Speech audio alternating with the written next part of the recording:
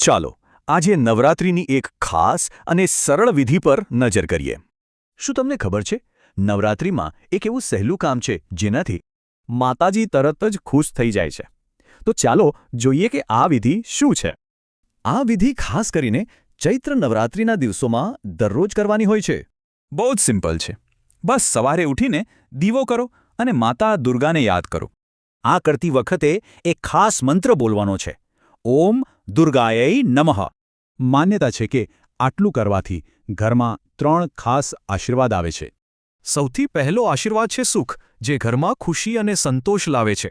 પછી બીજો આશીર્વાદ મળે છે શાંતિનો, જેનાથી ઘરમાં એકદમ પોઝિટિવ વાઇબ્સ આવે છે. અને ત્રીજો આશીર્વાદ એટલે સમૃદ્ધિ, જે ઘરમાં બરકત અને સુખાકારી લાવે છે. તો ટૂંકમાં કહીએ તો રોજ દીવો પ્રગટાવો, મંત્ર બોલો અને સુખ શાંતિ સમૃદ્ધિ મેળવો.